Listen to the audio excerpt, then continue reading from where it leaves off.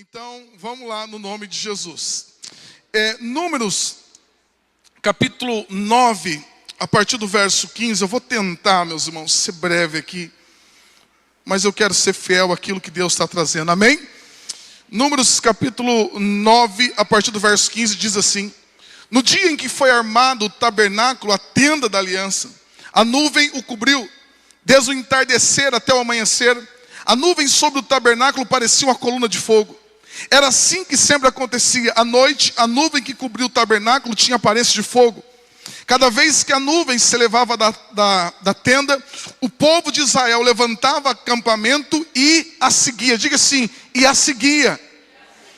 No lugar onde a nuvem parava, eles acampavam. Assim viajavam e acampavam por ordem do Senhor, para onde ele os conduzia. Enquanto a nuvem estava sobre o tabernáculo, permaneciam acampados. Se a nuvem ficava sobre o tabernáculo por muito tempo, os israelitas permaneciam ali e cumpriam suas obrigações para com o Senhor. Às vezes, a nuvem permanecia apenas sobre alguns dias sobre o tabernáculo, de modo que o povo também ficava apenas alguns dias, conforme o Senhor ordenava. Então, por ordem do Senhor, levantavam acampamento e seguiam viagem. Às vezes a nuvem parava apenas durante a noite e se elevava na manhã seguinte. Dia ou noite, porém, quando a nuvem se elevava, os israelitas levantavam acampamento e seguiam viagem. Se a nuvem permanecia sobre o tabernáculo por 2 dias, por 1 mês ou 1 ano, ficavam acampados e não seguiam viagem. Mas assim que a nuvem se elevava, levantavam acampamento e seguiam viagem. Com isso, acampavam por ordem do Senhor e viajavam por ordem do Senhor e cumpria tudo que o Senhor lhes ordenava por meio de Moisés. Amém? Meus irmãos, eu quero que vocês entendam algo que é tão revelador em toda a Bíblia. Algo que para nós traz uma direção que eu tenho certeza que se você tiver essa compreensão, esse entendimento, isso aqui muda a tua vida. Esse texto que nós estamos lendo aqui fala do povo de Israel, que sai do Egito, que é libertado por Deus, e agora eles começam uma peregrinação no deserto. E quando esse povo começa essa peregrinação, nunca, meus irmãos, o projeto de Deus foi que esse povo passasse 40 anos no deserto. Esse nunca foi o projeto de Deus, nunca foi a vontade de Deus para eles. Deus queria trazer a esse povo um tempo, um período em que o caráter deles fosse ali provados, em que eles aprendessem a depender de Deus, e logo em seguida eles deveriam adentrar a terra e conquistar a terra da promessa, a terra de Canaã. Mas aqui Deus está trazendo revelação. Deus vai dando algumas ordens a Moisés de construir o tabernáculo, de construir a arca da aliança. Deus está aqui preparando o povo para adoração, para o povo entender como que deveria servi-lo, como que deveria adorá-lo. Mas algo é importante: quando o tabernáculo ele termina de ser construído, a Bíblia diz que a presença de Deus ela vem e ela repousa sobre a nação de Israel. Imagine a nação no deserto. Imagine o povo no deserto. E agora, sobre o tabernáculo, a presença de Deus, ela era manifestada. O texto vai dizer que era como uma nuvem, que era como uma coluna de fogo. Durante o dia uma nuvem, e à noite como aquilo representava a presença. Diga assim comigo, a presença. Aquilo representava a presença de Deus no meio do seu povo. Aquela manifestação visível, aquela manifestação que todos podiam ver, era a representação de que Deus, de que a presença de Deus estava no meio do seu povo. Mas esse povo, meu irmão, quando eles estavam no deserto, eles não iam por onde eles queriam. Esse povo não estava aqui até esse momento sem rumo, não. Até esse momento aqui, como que eles caminhavam para o deserto? Meu irmão, o deserto é um lugar onde qualquer um poderia se perder. Você não sabe para onde você vai, porque é tudo areia, é muito quente, à noite é muito frio. Mas aqui eles caminhavam e eles andavam pelo deserto, mas quem os estava conduzindo era o Senhor. A presença de Deus estava conduzindo.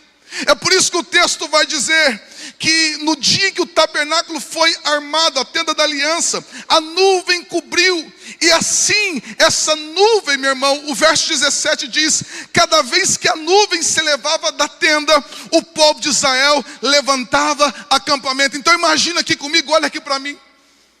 O tabernáculo estava montado, a nuvem estava sobre ele. E o que aquele povo fazia? Quando a nuvem estava parada, o povo montava acampamento.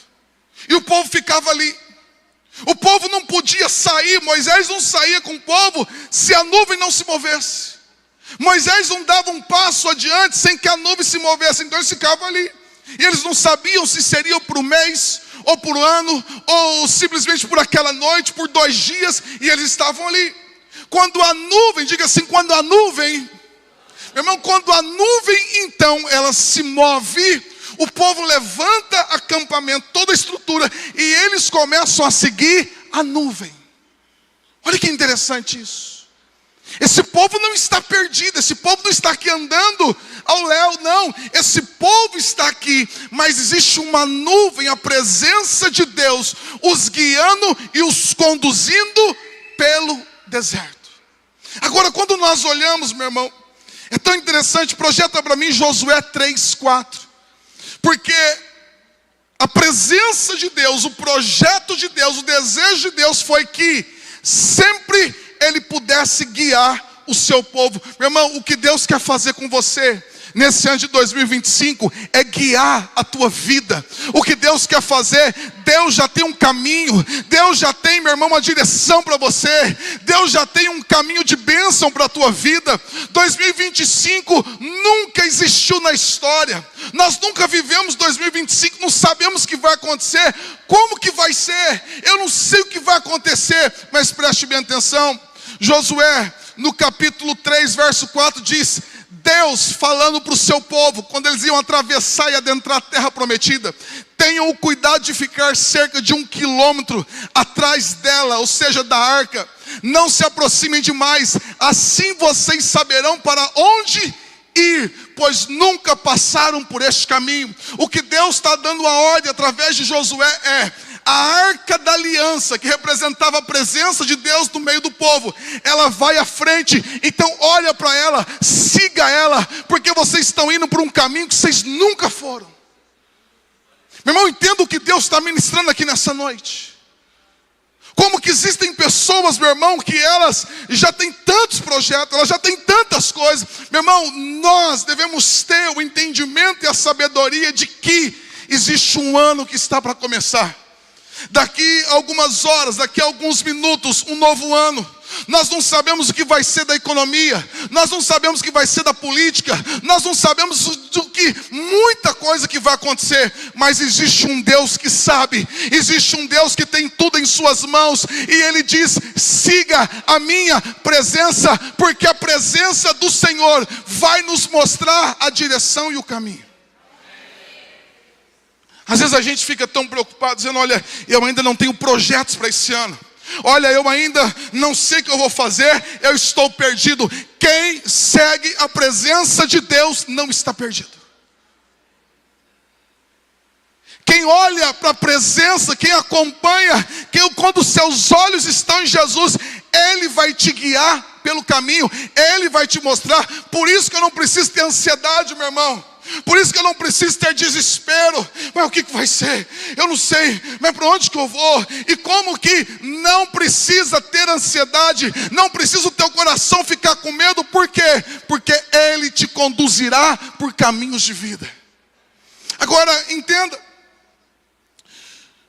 Quando nós olhamos para esta nação, o povo de Israel, eles nunca quiseram conhecer a Deus. É exatamente isso. O povo de Israel, a nação escolhida, a Bíblia vai dizer que Deus conduz esse povo, Deus traz esse povo como um filho, Deus conduz eles, mas a nação de Israel nunca quiseram conhecer a Deus na intimidade. Quando Deus aparece no monte, eles dizem assim: olha, Moisés, fale você com Deus, nós não queremos, nós temos medo. Meu irmão, esse povo aqui, eles não queriam ter intimidade, eles não queriam conhecer a Deus verdadeiramente. E o grande problema de nós não conhecermos a Deus é que isso vai resultar numa grande falta de fé. Sem intimidade com Deus, o que a falta de intimidade vai gerar nas nossas vidas? Uma incredulidade muito grande. Porque a fé não é apenas uma crença, fé não é crença. Fé é você saber em quem você depositou a sua confiança. Fé é você saber que existe um Deus que não é homem para que minta, nem filho do homem para que se arrependa. Meu irmão, à medida que você conhece a Deus, à medida que você tem intimidade com Ele, o teu nível de fé vai crescendo. A tua fé vai aumentando, porque a fé cresce à medida de que o nosso relacionamento com Deus vai crescendo. Lembra quando os discípulos estavam apavorados na tempestade? E Jesus vem, acalma o mar, acalma o vento, e eles perguntam: quem é esse que até o vento e o mar lhe obedecem? Eles não conheciam Jesus na intimidade, por isso que eles não sabiam que Jesus tinha o poder de acalmar o mar e o vento. E Israel, pela falta de intimidade com Deus, isso gerou em Israel uma grande incredulidade. Um povo que, apesar da promessa estar sobre eles, a incredulidade deles os impediu de tomar posse da promessa. Meu irmão, a nossa incredulidade, ela pode nos impedir de nós pisarmos os nossos pés naquilo que Deus já tem prometido para mim e para você.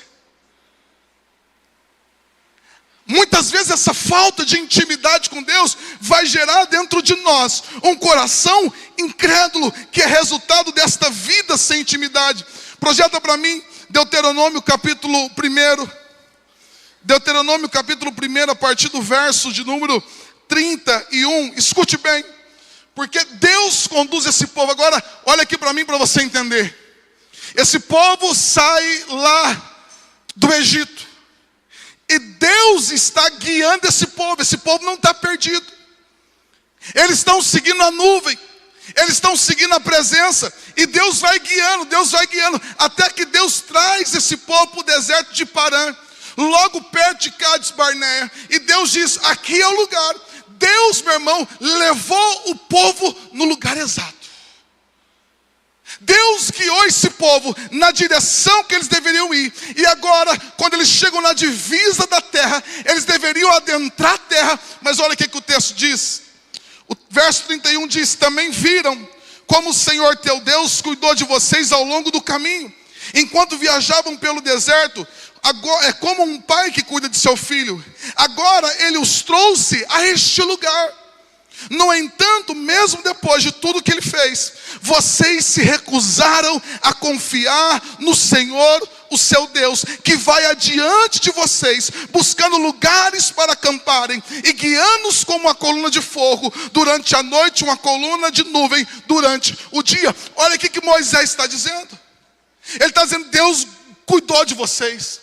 Deus cuidou como um filho. O deserto, o cuidado de Deus estava ali a todo momento, e agora eles os trouxe aqui.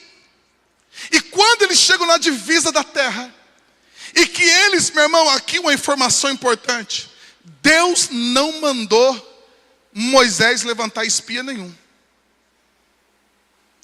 Deus não mandou Moisés levantar espia nenhum.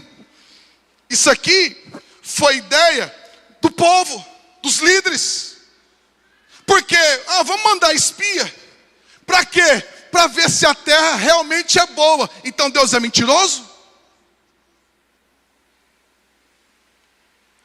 Então Deus nos trouxe pelo deserto até agora, nos colocou aqui, e a gente vai testar se realmente Deus é um homem de palavra, se é um Deus de palavra, ou se é um mentiroso. Então nós vamos ver se a terra realmente é boa. Meu irmão, desde Abraão, a palavra de Deus dizendo: eu vou os conduzir a uma terra que mana leite e mel, a uma terra de fartura, a uma terra. Mas eles chegam e dizem: não, nós vamos ver se é boa. Isso aqui ofende o caráter de Deus. O texto aqui vai dizer que eles se recusaram a confiar em Deus. A incredulidade, meu irmão, ela começa a se manifestar no coração do povo. A presença de Deus guia o povo, coloca eles no lugar exato. E a ordem de Deus é: agora vocês entrem e conquistem a terra. Eu estou à frente. Olha o que o texto diz. Olha, o nosso Deus, Ele esteve com a gente no longo do caminho. Ele cuidou de nós como um filho. E aí, Deus é aquele que vai adiante de vocês, buscando lugares para acamparem e guiando-os como uma coluna de fogo. Olha o que a palavra de Deus está dizendo. Que Deus, enquanto o povo estava aqui, Deus já estava na frente, procurando lugar para eles acamparem. Deus já estava na frente, meu irmão, preparando tudo, para que quando eles chegassem, meu irmão, mas aqui não tem água, mas Deus providenciava a água. Mas aqui não tem pão, mas o pão caía do céu. O texto está dizendo que Deus sempre estava adiante deles, preparando tudo, para que eles pudessem chegar e encontrar um lugar de descanso. Então quero dizer uma coisa, nós estamos aqui, mas Deus já está em 2025 preparando lugares para você. Nós estamos aqui hoje, ainda em 2024, mas Deus já está à frente. Ele já tem lugares preparados. Ele já tem um lugar que Ele quer nos guiar, que Ele quer nos direcionar. Meu irmão, é exatamente isso. Essa presença de Deus, ela vai nos guiando, nos direcionando. Mas a incredulidade, ela é manifestada aqui neste lugar. Eles chegam em Cades Barnea. Deus diz: olha, vocês devem conquistar. Mas o coração deles é tomado pelo medo. Eles começam a olhar as cidades, eles começam a olhar os gigantes, eles começam a olhar os habitantes daquela terra. E eles agora dizem: não, nós não vamos.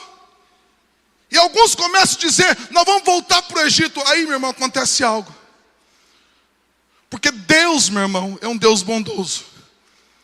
Mas por causa da murmuração, por causa da falta de fé desse povo, Deus chega um momento que Ele diz para Moisés: Moisés, eu não vou com vocês, eu não vou andar mais com vocês. Porque se eu andar com esse povo, eu vou matar esse povo. Porque a todo momento o povo murmurava, a todo momento esse povo reclamava, a todo momento tinha uma palavra que saía da boca deles, uma palavra de maldição, uma palavra de derrota. Irmão, quando Deus coloca o povo na divisa da terra, e Deus diz: é só atravessar, eu vou estar à frente, eu vou derrotar os seus inimigos. Quando o povo está aqui, eles dizem: nós não vamos. Meu irmão, Deus perde a paciência. Porque a Bíblia diz assim, sem fé é impossível agradar a Deus. Eu quero melhorar aqui para você. Sem fé é impossível andar com Deus. Irmão, se nós não tivermos fé em Deus, essa caminhada se torna impossível.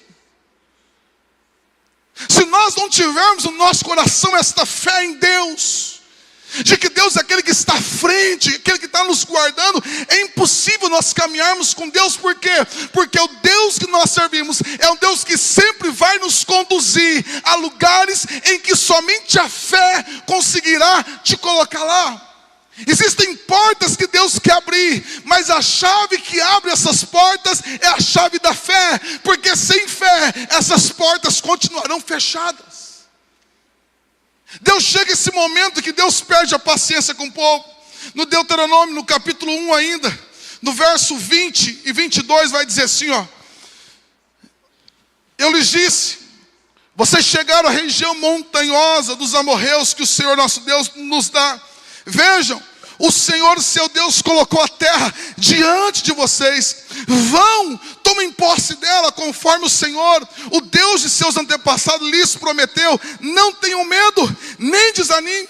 Então vocês vieram e me disseram: primeiro, enviemos espiões que façam o reconhecimento da terra para nós. Eles recomendarão o melhor caminho. Irmão, os espiões recomendarão o melhor caminho. Ou seja, então Deus já não serve mais? Não é Deus que está guiando até aqui, meu irmão? Não é Deus que até esse momento está guiando o povo, está mostrando, agora diz: não, nós vamos mandar espiões e eles vão bolar a melhor estratégia. A nossa vida começa a desandar quando nós começamos a colocar nossa capacidade, Quando nós começamos a colocar o nosso intelecto e começamos a achar que nós achamos alguma coisa. Nós vivemos, irmão, tempos muito perigosos. Tempos em que hoje, olha, você tem que buscar a sua alta performance. Olha, você tem que buscar cada vez mais. Existe um poder dentro de você. E no nosso tempo, o humanismo tem se levantado. Eu vou fazer, eu tal coisa, calma aí. Até aqui quem está guiando o povo, quem trouxe o povo até aqui foi Deus. Quem mostrou o passo, mas agora eles dizem assim, ó, nós vamos mandar espiões, para ver se a terra é boa. E eles recomendarão o melhor caminho e indicarão em quais cidades devemos entrar. Ou seja, Deus já não serve mais.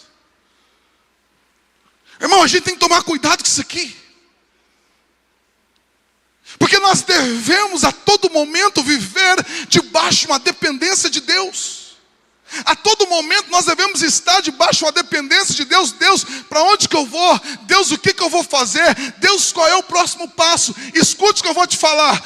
Todas as vezes que você se adiantar a Deus, porque até aqui era Deus que estava à frente, então todo momento que você se adiantar a Deus, as coisas vão começar a desandar. Todas as vezes que nós tomarmos a frente e nós quisermos dar a direção, as coisas vão começar a desandar. Por quê? A gente não sabe, meu irmão, o que vai acontecer daqui 5 minutos. A gente quer decidir 2025. A gente não sabe o que vai acontecer daqui 10 dias. E nós estamos querendo já fazer tanto. Pastor, está errado? Não está errado se fazer planos. Mas deixa eu dizer, quem sabe o melhor caminho, aquele que pode ir à frente, derrotando os nossos inimigos, aquele que pode estar à nossa frente, lutando as nossas batalhas, é Deus. Então Ele vai à frente. E o texto continua dizendo, olha, a ideia, Moisés disse, eles sugeriram, a ideia me pareceu boa, por isso escolhi 12 espiões, um deles de cada tribo. Deus não mandou Israel levantar espiões. Deus não mandou a gente analisar, ver se a terra realmente é boa. Mas quando a incredulidade entra, a gente começa a duvidar do que Deus tem. A gente começa, é tão engraçado, que é quase com uma sentença de morte. Quando a gente chega e diz assim, ó, fulano, você tem que entregar todos os teus sonhos e viver os sonhos de Deus. Dá a impressão que é o enterro. Dá a impressão. Ai meu Deus, eu vou fazer um velório então, porque todos os meus sonhos, todos os meus planos. Agora, meu irmão, a Bíblia vai dizer, Deus diz através do profeta, bem sei os pensamentos que tenho sobre vós, pensamentos de bem e não de mal, para vos dar o fim que desejais. Meu irmão, a Bíblia diz que os caminhos de Deus são mais altos que os nossos caminhos, e os pensamentos de Deus são mais altos que os nossos pensamentos. Meu irmão, aquilo que Deus tem para a tua vida é muito maior do que o maior sonho que você poderia ter. Você pode aplaudir a Jesus nessa noite?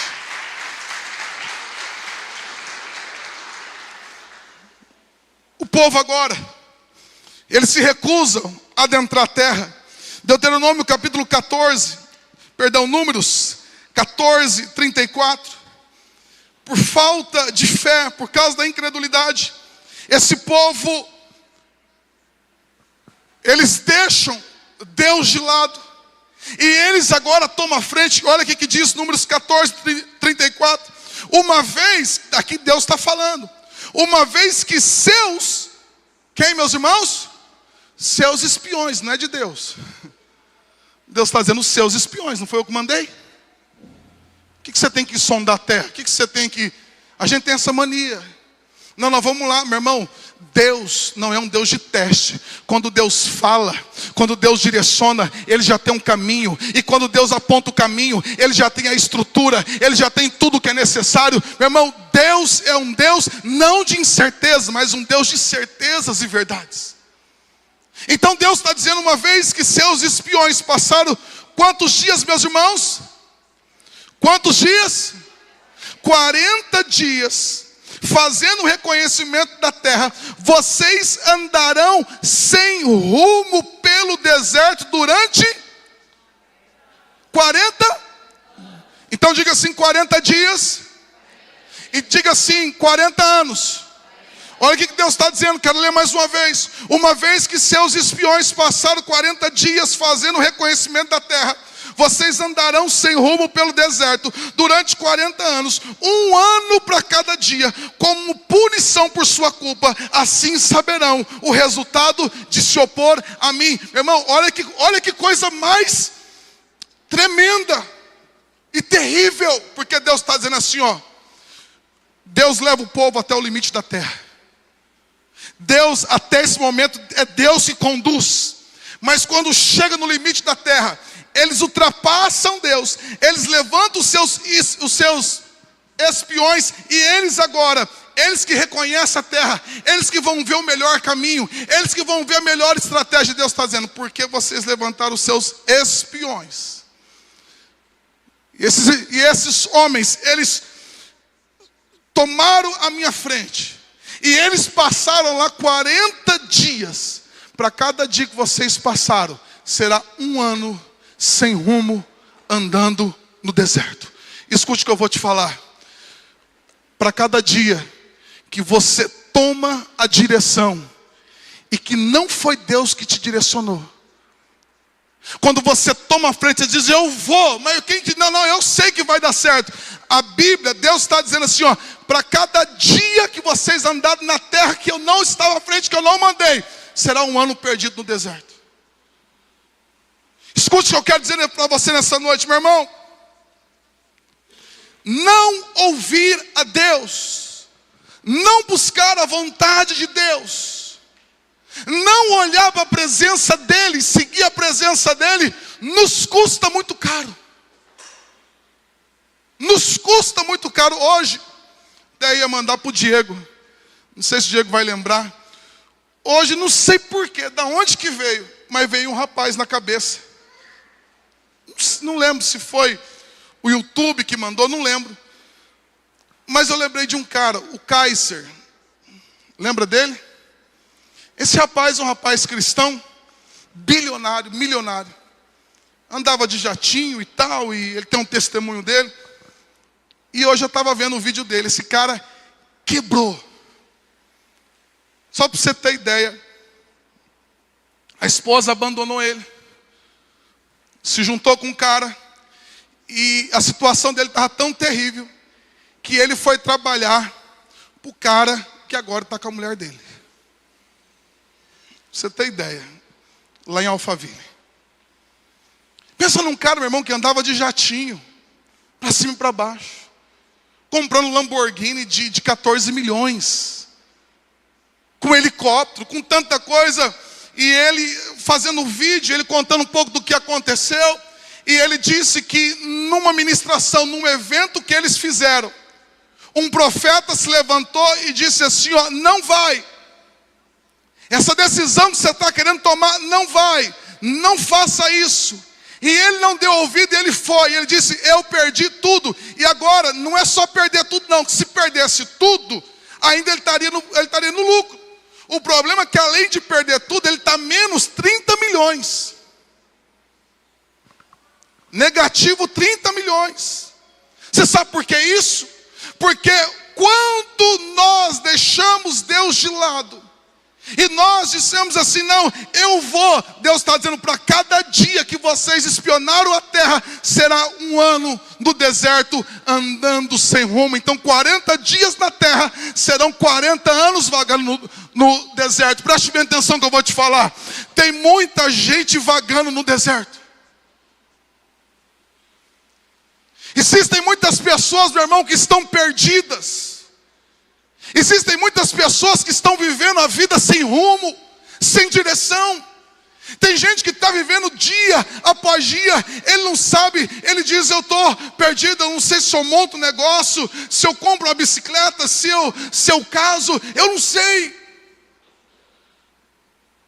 Meu irmão, como que um filho de Deus consegue andar sem rumo? sendo que tem um Deus à frente guiando? Como que eu posso estar perdido, sendo que um dia Jesus veio a este mundo e Ele diz assim, ó, negue-se a si mesmo, pegue a sua cruz e siga-me. Jesus está perdido, meu irmão? Não, Jesus não está perdido, Jesus sabe o caminho. Ou seja, quem está seguindo a Jesus, quem está olhando para Ele, sabe muito bem para onde está indo, sabe muito bem aquilo que está fazendo. Como que pode ter pessoas perdidas? Quando a gente toma a frente de Deus. Eu lembro, eu sou do tempo, meu irmão, não sou tão antigo. Eu sou do tempo que a gente ia para São Paulo sem GPS. Ô dificuldade, meus irmãos.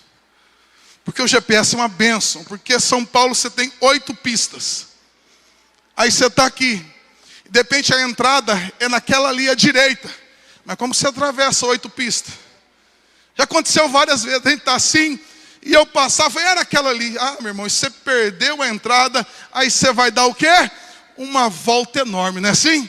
Hora que você perde a entrada, aí você vai dar uma volta enorme, enorme, e você vai lá, e aí, e o GPS, meu irmão, é uma benção, porque o GPS diz assim, ó, a 2 quilômetros, mantenha-se à direita. E você vai, e ele vai direcionando, meu irmão, você ganha um tempo danado.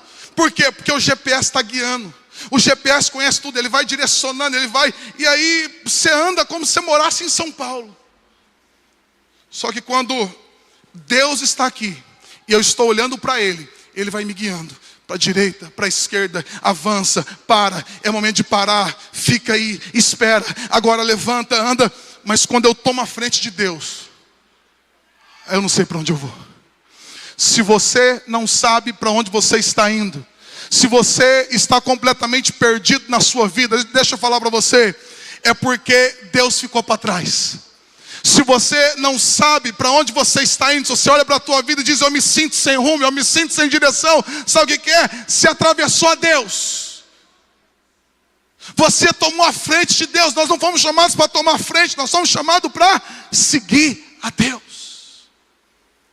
E agora esse povo, meu irmão, está perdido no deserto. Agora esse povo está aqui. O texto vai dizer, Deuteronômio capítulo 1, verso 40, olha o que diz. Deuteronômio 1,40 vai dizer assim, quanto a vocês, deem meia volta e retornem ao deserto em direção ao mar. Quando aquele povo não quer mais obedecer a Deus, eles se recusam a obedecer, porque Deus está dizendo, avance, conquiste a terra. A incredulidade não permitiu. Deus diz, então faz o seguinte, a terra prometida está lá, o que eu tinha para vocês é lá. Dê meia volta agora, e vocês vão voltar para o deserto. Irmão, só para você ter ideia, aqui é uma discussão. Só para você ter ideia, no comecinho, bem no capítulo 1 de Deuteronômio, vai dizer assim no verso 2, Deuteronômio 1:2. Moisés está falando, ele diz assim, normalmente são necessários apenas 11 dias para viajar do monte Sinai até Cades Barnea, pelo caminho do monte Seir. No entanto, 40 anos depois da saída do Egito, no primeiro dia do 10º mês, Moisés se dirigiu, olha o que Moisés está dizendo, do monte Sinai, onde esse povo vem do Egito, e que não é longe, e ele está dizendo, do monte Sinai até a divisa da terra são 11 dias. Mas esse povo passa 40 anos, o que nós aprendemos com isso? Que quando você não coloca Deus à frente, é a maior perda de tempo da sua vida. Quer perder tempo? Quer perder anos e anos? Não é só perder. Eu lembro de uma passagem lá de quando o Paulo está sendo levado como prisioneiro para Roma. E que ele chega, se não me engano, em bons portos. E Paulo diz para o capitão, não é bom a gente sair daqui. Eu também de parar, vamos esperar. Paulo, avisado por Deus, dá uma direção e o capitão diz, não, nós vamos. Meu irmão, eles perdem todo o navio. Eles perdem a mercadoria. Deixa eu falar para você. quando você não vive debaixo dessa direção de Deus, quando você não ouve a voz dele, quando você não olha para ele, não segue a ele, deixa eu falar, além de nós perdermos muito tempo, o prejuízo será muito grande. Mas pastor, o que é isso? Isso é resultado de um coração obstinado. O que é um coração obstinado? É um coração que não ouve, é um coração que não espera, é um coração em que a direção é dada, mas ele diz, eu vou fazer desse jeito. Deus diz, vai, ele diz, eu não vou. Deus fala, fica, ele vai. Esse é um coração obstinado. E para o coração obstinado, o destino dele é o deserto vagando. É isso que Deus tem para nós? Não, de maneira nenhuma. Era isso que Deus tinha para o seu povo? Não, de maneira nenhuma. Agora, esse texto aqui é interessante, Números 14. Olha o que diz Números 14, porque Deus dá a sentença para o povo. Números 14, 39. Deus diz, olha, vocês vão voltar para o deserto. E é o seguinte, e vocês vão morrer no deserto. Somente os seus filhos, que ainda não conseguem discernir o bem e o mal, somente os seus filhos vão entrar. Mas por causa da desobediência de vocês, vocês vão morrer, vagar no deserto e morrer no deserto. Agora, olha aqui para mim, verso 39 de Números 14. Quando Moisés transmitiu essas palavras aos israelitas, eles se encheram de tristeza. No dia seguinte, levantaram-se cedo, subiram em direção ao alto dos montes. Vamos, disseram, reconhecemos que pecamos, mas agora estamos prontos para entrar na terra que o Senhor nos prometeu. Olha aqui para mim. Por quê? Eles chegam na divisa da terra, eles mandam os espias que não era para mandar. Os espias trazem um relatório negativo, dizendo, olha, Deus nos trouxe aqui para morrer, a gente vai morrer aqui. E aí Deus se revolta e Deus diz assim, ó, dê meia volta e voltem para o deserto, para a direção do Mar Vermelho. Porque vocês não vão pisar na minha terra. Porque na terra que Deus tem preparada, só se pisa com fé, com obediência a Deus. Para aquilo que Deus tem para a tua vida, aquilo que vai mudar a tua história, nós só vamos conseguir viver, atingir, pisar os nossos pés, se houver fé e obediência. Sem obediência nós não conseguimos. Aí quando o povo ouve a sentença de Moisés, eles choram, eles ficam tristes, e aí eles dizem, olha, não, agora nós vamos avançar. Aí eles tomam a decisão. Não, então a gente não queria avançar, mas agora nós vamos avançar. Agora nós vamos, olha o que o texto diz aqui, ó. Eles levantaram cedo, subiram em direção ao alto daqueles montes, e eles disseram, vamos. Reconhecemos que pecamos, mas agora estamos prontos para entrar na terra que o Senhor nos prometeu. Moisés, porém, disse, porque desobedece a ordem do Senhor, isso não dará certo. Por que Moisés fala isso? Porque quando Deus falou assim, ó, vai, eles falaram, não, nós vamos voltar para o Egito. Quando Deus falou, fica, ele falou, agora nós vamos. Meu irmão, até eu matava esse povo se eu fosse Deus. Não dá. O povo difícil. Só que aí Moisés fala o seguinte, ele diz, olha, por que vocês insistem em desobedecer a ordem do Senhor? Isso não dará certo. Verso 42, não subam, diga assim comigo, não subam. Diga assim, não subam para a terra agora. Vamos lá, meu irmão, você está acordado aí, nós vamos ainda orar aqui, meia-noite, vamos lá. Quem está acordado, diga glória a Deus. Então vamos juntos com fé aqui, ó. Diga assim comigo, não subam para a terra agora. Essa era a ordem de Deus para eles. O texto diz, pois o Senhor não estará com vocês. Seus inimigos os aniquilarão. Quando enfrentarem os amalequitas e os cananeus na batalha, serão massacrados. Porque vocês abandonaram o Senhor e Ele os abandonará. Preste bem atenção, meu irmão.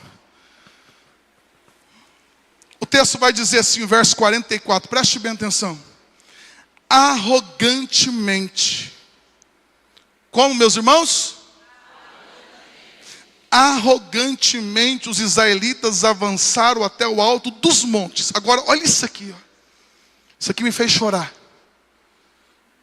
Arrogantemente os israelitas avançaram até o alto dos montes, Apesar, diga assim comigo, apesar de Moisés e a arca da aliança do Senhor terem ficado no acampamento. Então o que está acontecendo? Até ali, lembra que eu falei para vocês que a nuvem parava, eles paravam. Lembra disso? A nuvem se levantava, se movia, eles se moviam.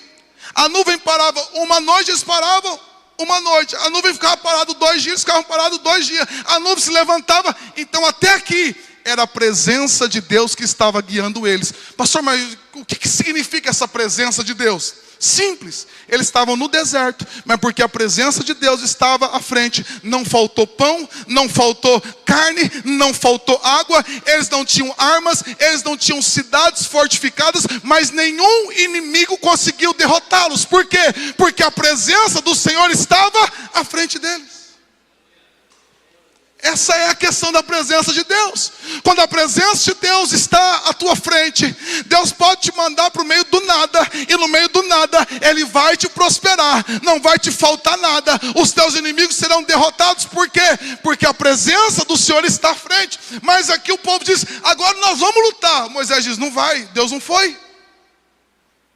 E eles foram, o texto aqui, meu irmão, arrogantemente, eles foram. E o texto diz assim, apesar de Moisés e a arca da aliança terem ficado. Olha aqui para mim, meu irmão. Quando nós nos movemos, sem olhar para a arca, sem esperar a arca simbolizava a presença de Deus no meio do povo. Quando nós nos movemos, quando é momento da gente parar e a gente insiste, e eu vou mudar, eu vou fazer, eu vou começar. O texto diz, só que Moisés, que era a liderança de Deus ali, e a arca ficaram, eles foram sem a presença. Diga assim comigo, eles foram sem a presença.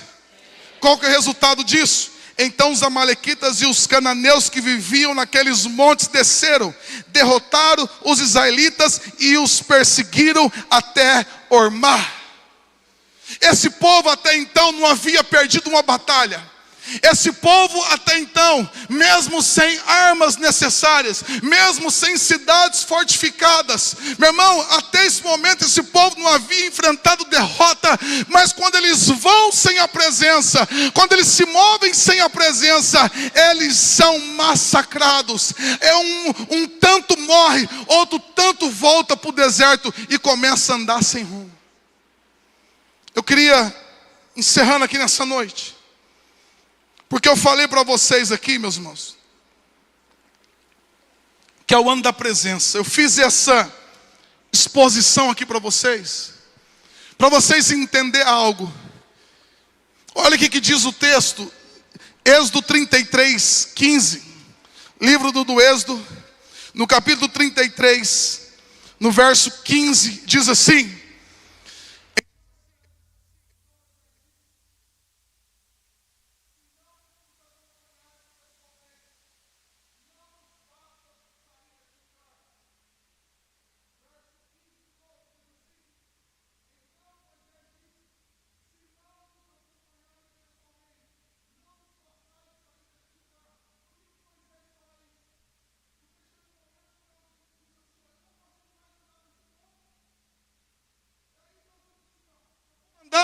eu vou mandar um anjo à frente. Deus disse, eu vou mandar um anjo, eles vão colocar, e Moisés diz assim, ó, se a tua presença não for conosco, não nos faça sair daqui. Meu irmão, deixa eu falar, que essa sabedoria de Moisés possa adentrar o teu coração, e que você como Moisés, você aprenda como ele, porque Moisés diz assim, ó, se a tua presença não for junto, eu não saio daqui deste lugar. Meu irmão, eu tenho orado a Deus, eu tenho dito, Deus, eu quero a tua presença.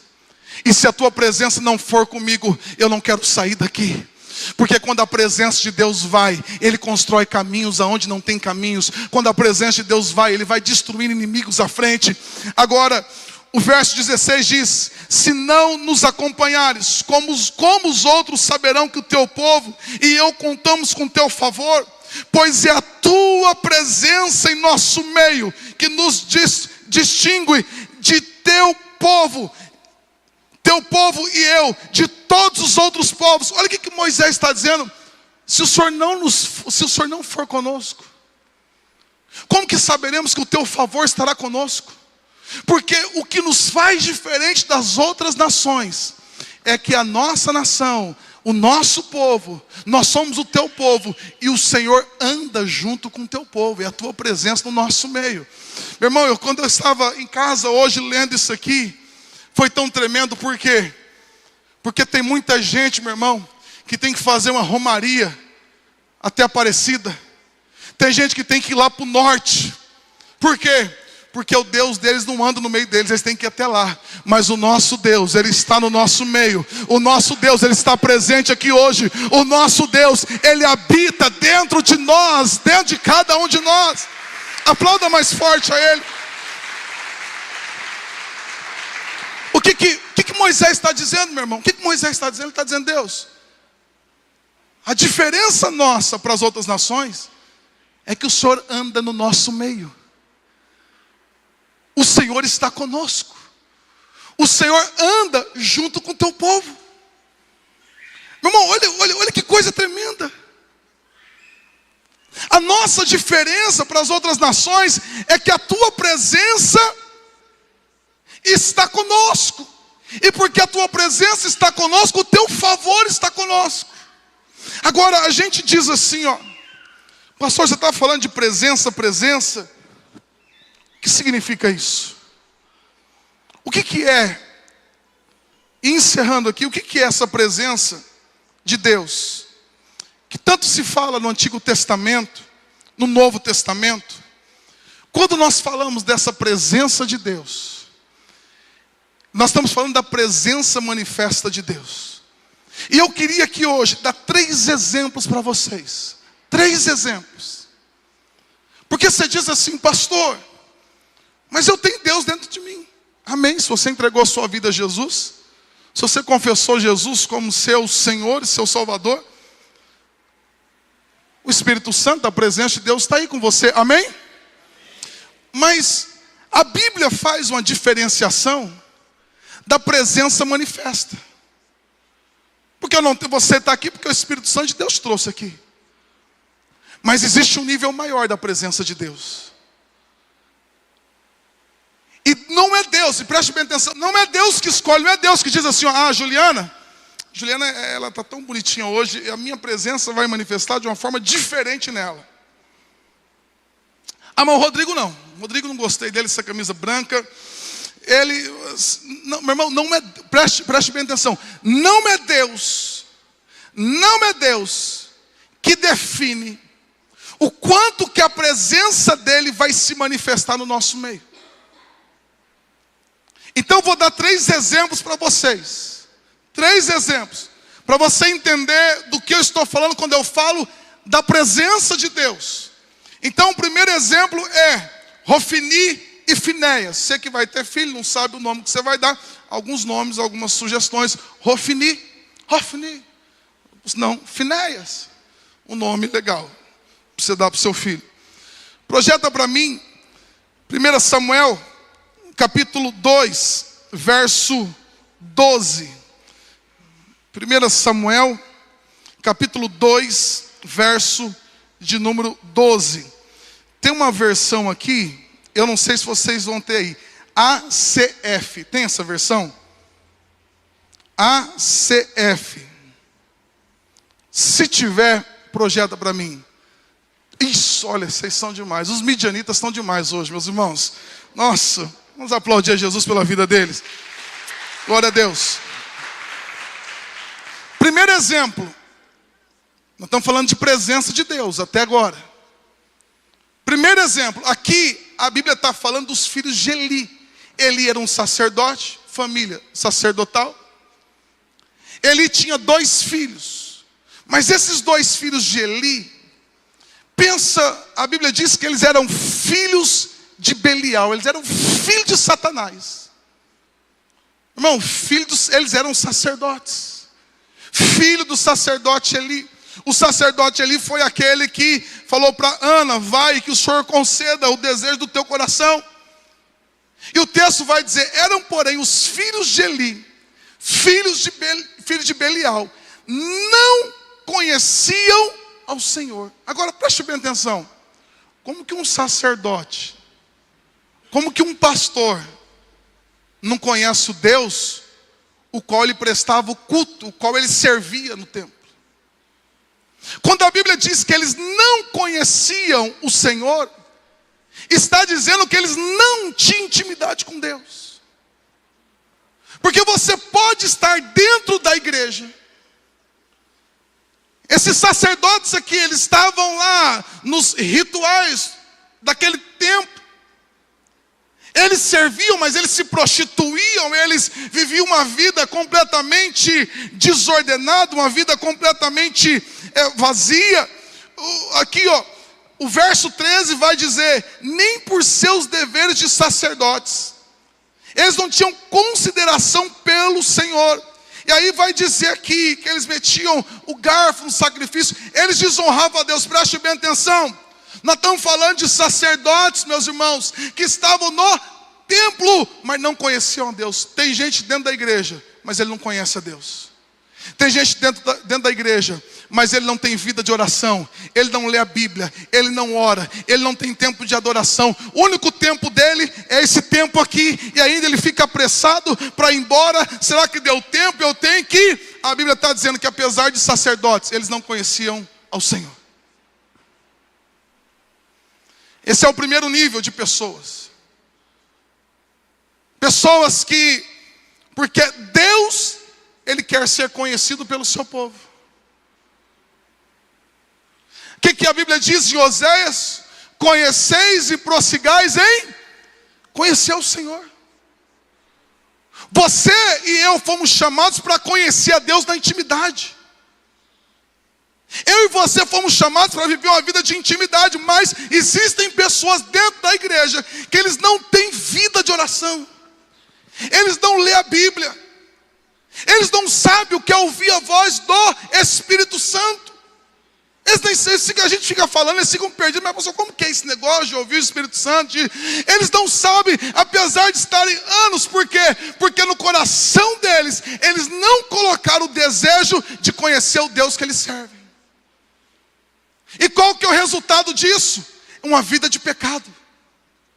Porque quando eu não conheço a Deus, quando eu não busco a Deus, não basta eu estar dentro da igreja se eu não conhecer a Ele. E o resultado desses filhos aqui é que eles viviam no pecado. Agora o que acontece? Eu não vou ler todo o texto, mas Israel agora enfrenta uma batalha contra os filisteus. E alguns homens morrem. Alguns homens de Israel morrem. E eles vão para a batalha. Eles dizem assim: vamos fazer o seguinte, vamos pegar a arca. 1 Samuel capítulo 4, versos 3 e 4. Aqui, ó, no verso 1 ainda. Naquele tempo Israel estava em guerra com os filisteus. O exército israelita tinha acampado perto de Ebenezer e os filisteus em Afaque. Os filisteus atacaram e derrotaram o exército de Israel, matando cerca de 4.000 homens. Terminada a batalha, os soldados voltaram ao acampamento e as autoridades e se perguntaram: por que o Senhor causou tanta derrota? Israel é derrotado. Eles estão dizendo: mas por que essa derrota? Por que o Senhor permitiu? Preste bem atenção. Quando nós não buscamos a Deus, Deus ele vai se retirando aos poucos. Quando nós não oramos, quando nós não buscamos, quando nós não decidimos estabelecer uma vida de intimidade com Deus, sem perceber, Deus vai indo embora. E a gente só começa a perceber quando as derrotas da vida começam a chegar.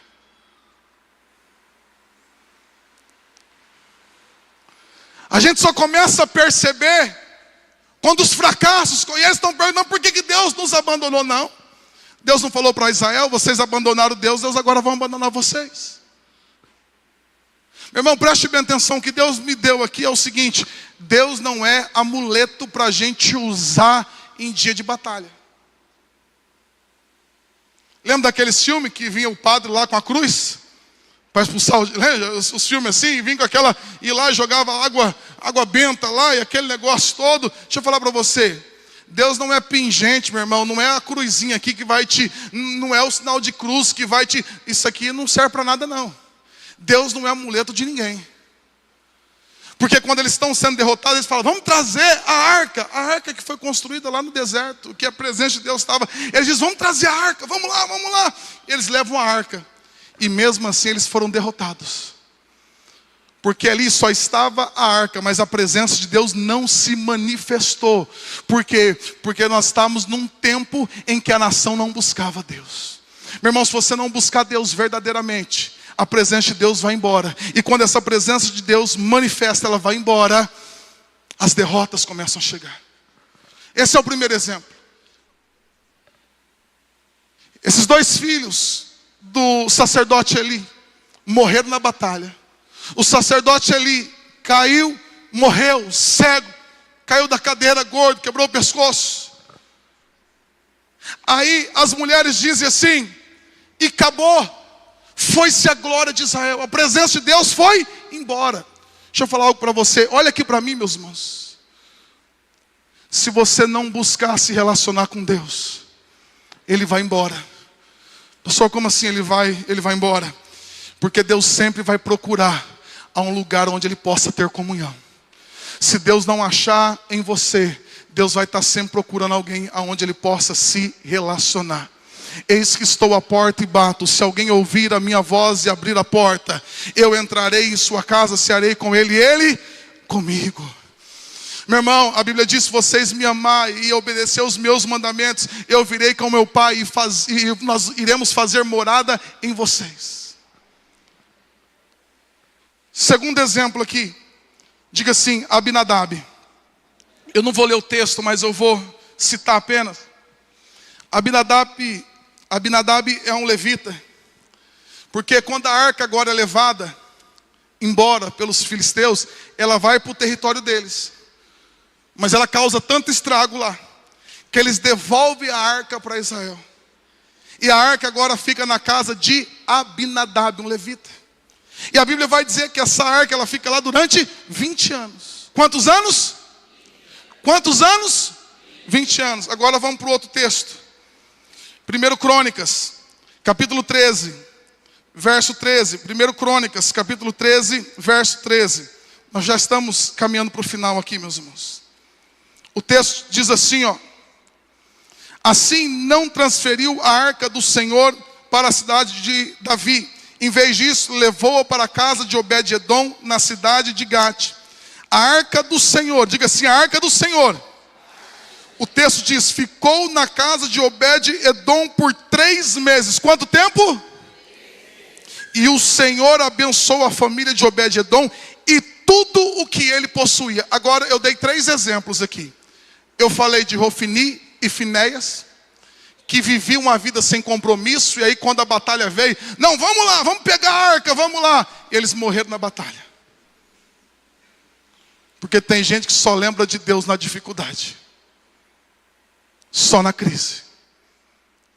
Aí a arca, ela vai lá para os filisteus, agora ela volta e está na casa de Abinadab. Ela passa 20 anos lá, não ouve falar de nenhuma manifestação de Deus. Aí Davi, depois de um tempo, Davi agora se torna rei. E olha Davi diz assim, eu não posso reinar sem que a presença de Deus esteja no nosso meio.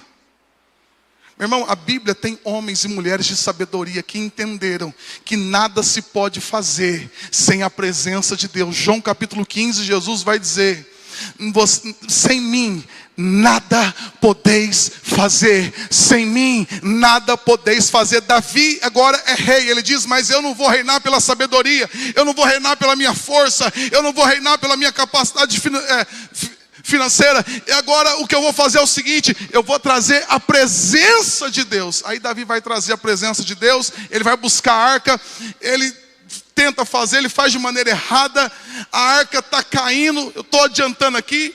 Uzá, que era um dos filhos de Abinadab, tenta colocar a mão para ajudar, ele é fulminado, ele morre. Davi diz, então o que eu vou fazer? E ele coloca a arca agora na casa de Obed-edom. E a Bíblia diz que passa 3 meses e começa a vir uma notícia. Deus abençoou a casa de Obed-edom e tudo quanto ele possuía. Eu dei 3 exemplos: Ofni e Finéias, Abinadab e Obed-edom.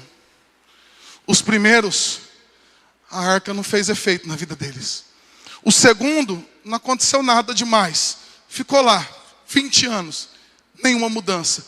Mas o terceiro, em 3 meses, toda a vida e toda a história dele, toda a família foi transformada. Por quê? Agora aqui está a chave. Eu tenho certeza absoluta que Obed-edom, quando a presença de Deus chega, ele começa a adorar a Deus. Ele começa a se relacionar com Deus. Meu irmão, e a presença de Deus, ela é manifesta quando você começa a ter intimidade.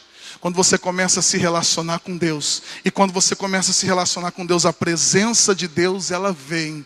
E quando Deus encontra um lugar aonde ele é desejado, quando Deus encontra um lugar aonde a pessoa ama a presença dele, ele vem, ele faz morada e ele se manifesta. E aonde Deus vem com a tua presença manifesta, tudo é transformado, tudo é transformado. Então preste bem atenção, porque quando nós buscamos a presença de Deus traz aceleramento. A presença de Deus traz aceleramento. Meu irmão, escute o que eu vou dizer para você. Não orar é a maior perda de tempo da sua vida. Você quer perder muito tempo. Você quer camelar, você quer trabalhar igual um burro velho de carga e as coisas não acontecer. Viva uma vida sem intimidade com Deus. Viva uma vida sem oração. E você vai ralar, você vai tentar, e você vai esforçar, você vai cansar, e nada. E os anos vão se passar, e você vai estar ali, as coisas não acontecem. Mas quando você começar a buscar o Senhor de todo o teu coração, a presença dEle virá. E quando a presença dEle vir sobre a tua vida e sobre a tua casa, meu irmão, isso vai trazer aceleramento na sua vida. Aquilo que você levaria 20 anos, 10 anos, em pouco tempo, meu irmão, se manifestará na sua vida e na sua casa. Eu quero encerrar aqui. E eu quero dizer para você, porque Deus nos deu esse tema tão precioso. Eu queria que o Diogo preparasse uma canção para nós. Deus nos deu esse tema tão precioso, o ano da presença. Por que Deus tem falado isso? Por que Deus nos trouxe esse tema para esse ano? Porque Deus está dizendo assim, ó: se eu encontrar um lugar na tua casa onde eu possa ter comunhão com você, eu vou vir e eu vou me manifestar naquele lugar. E quando Deus se manifestar, se prepare, meu irmão, para coisas extraordinárias que vão acontecer. Se prepare para coisas poderosas que vão acontecer. Eu quero profetizar sobre a tua vida e declarar: Deus está trazendo aceleramento na sua vida. Deus, meu irmão, aquilo que levaria anos, aquilo que levaria muito tempo, deixa eu dizer, nos primeiros meses de 2025, você verá algo sobrenatural acontecendo. Permita Deus guiar a tua vida, permita Deus direcionar, não saia sem a presença. Deus, eu quero a tua presença. Deus, eu quero te buscar. Deus, eu quero te servir. Meu irmão, eu tenho buscado a Deus, e todos os dias de madrugada, eu estou lá, eu falo, eu tenho o mesmo versículo. Quase todos os dias eu falo o mesmo versículo. Eu falo: Deus, a tua palavra diz: todo aquele que pede, recebe. Todo aquele que busca, encontra. Todo aquele que pede, ele recebe. Todo aquele que busca, encontra. Meu irmão, e aquele que tem buscado a Deus, eu falo: Deus, eu estou aqui, eu estou pedindo, eu quero a tua presença. Meu irmão, eu não tenho pedido ouro, eu não tenho pedido prata, eu tenho dito assim: Deus, eu quero a tua presença. Deus, eu quero a tua presença. Eu quero a tua presença sobre a minha vida, sobre a minha casa. Eu quero a tua presença. Agora, sabe por que Obed-edom foi diferente? Porque quando Davi ouve falar que Deus abençoou Obed-edom, Davi consulta Deus. Deus diz como a arca deveria ser levada para Jerusalém, porque Davi construiu um lugar para ela. Aí Davi vai lá na casa de Obed-edom e diz: eu vim levar a arca. Você imagina o coração de Obed-edom? Eu vim levar a arca. Sabe o que Obed-edom faz? Eu estou indo junto com a arca. Eu estou indo junto com a arca. Porque quem já pisou no santo do santo em outro lugar não sabe viver. Irmão, você imagina, se Deus abençoou a casa de Obed-edom, Deus abençoou as criações dele, Deus abençoou, aquilo não teve valor para ele. Ele disse, não, eu posso deixar tudo para trás. Ele diz, meu irmão, Obed-edom, ele aprendeu, ele diz assim, a maior riqueza é a presença. Então se a presença está indo, eu não quero que a presença vá e eu fique, eu estou indo junto com a presença. E Davi coloca Obed-edom como um dos guardas da arca na tenda de Davi, na tenda de adoração, onde eles iam ministrar na presença do Senhor. Obed-edom, essa é a diferença. Ofni e Finéias, dentro da igreja, mas vivendo uma vida, não conheciam a Deus. A vida desgraçou. Abinadab é aquele crente que é um morno. Mas Deus está dizendo assim, eu estou procurando um Obed-edom. Eu estou procurando gente que ame a minha presença. Pode colocar a música aí, gente, em nome de Jesus. Eu estou procurando alguém. Deixa eu perguntar para você. Deus está dizendo assim, olha aqui para mim. Se coloque de pé no seu lugar para você acordar aí, meu irmão. Em nome de Jesus. Olha aqui para mim. Olha o que o Espírito Santo de Deus manda te dizer. Eu estou passando com a minha presença em 2025. A arca um dia estava passando em frente à casa de Obed-edom. E eu não creio que os bois tropeçaram à toa. Como assim, pastor? Porque em João capítulo 4, a Bíblia vai dizer assim, ó. O Pai procura os verdadeiros adoradores. Meu irmão, olha aqui para mim. Existem pessoas que procuram a Deus. Mas existem pessoas que Deus procura. Quando Deus encontra um coração que deseja, quando Deus encontra um coração que diz assim, eu quero a tua presença, eu quero ter comunhão, eu quero passar tempo na tua presença. Meu irmão, a arca estava passando em frente à casa de Obed-edom. E Deus viu que ele tinha um coração de um adorador, de alguém que queria buscá-lo. E Deus falou, não, eu vou passar 3 meses aqui. A arca está passando em 2025. Deixa eu perguntar, tem lugar na tua casa para ela? Amém. Segunda pergunta, tem lugar na tua agenda para ela? Deixa eu perguntar, tem lugar na tua agenda, porque a arca está passando. Tem espaço na tua agenda, você está tão corrido, você não tem tempo para orar, você não tem tempo para buscar, pastor, eu tenho tanta coisa para fazer, eu tenho academia, eu tenho tantas coisas, eu tenho meu serviço, eu tenho a minha pós, Deixa eu falar uma coisa para você, as casas em Israel eram pequenas. E a arca era um tanto assim grande, meus irmãos. Eu tenho no meu coração que para aquela arca ficar na casa de Obed-edom, ele teve que tirar alguma coisa do lugar. Talvez ele tirou um móvel, talvez tirou alguma mesa. Talvez ele disse, filhos, esse quarto aqui vai ser só para a arca, a gente vai dormir na sala. Mas ele preparou um lugar especial. Eu creio nisso. Deixa eu perguntar, sabe quando a presença de Deus vai vir? Quando nós tirarmos algumas coisas. Porque a presença de Deus ainda não veio e se manifestou. Porque não tem lugar para ela na tua vida, não tem tempo na tua agenda. Sabe por que a presença de Deus talvez ainda não veio e se manifestou? Porque não tem um lugar que foi preparado para ela. Porque a arca só vem e ela se manifesta aonde tem um lugar esperando ela. Meu irmão, 2025, Deus está trazendo a presença dele manifesta. E eu estou dizendo, Deus, lá na Rua das Tulipas, 625, pode me procurar, porque eu vou estar lá te buscando na madrugada. Eu vou estar lá dizendo, Deus, eu abro mão do meu sono, eu abro mão de algumas horas de sono, mas eu quero a tua presença, eu quero a tua presença, eu quero a tua glória. Meu irmão, Deus aqui nessa noite está perguntando, tem lugar na tua casa para a minha presença? Tem lugar na tua vida para a minha presença? Tem lugar na tua agenda para a minha presença?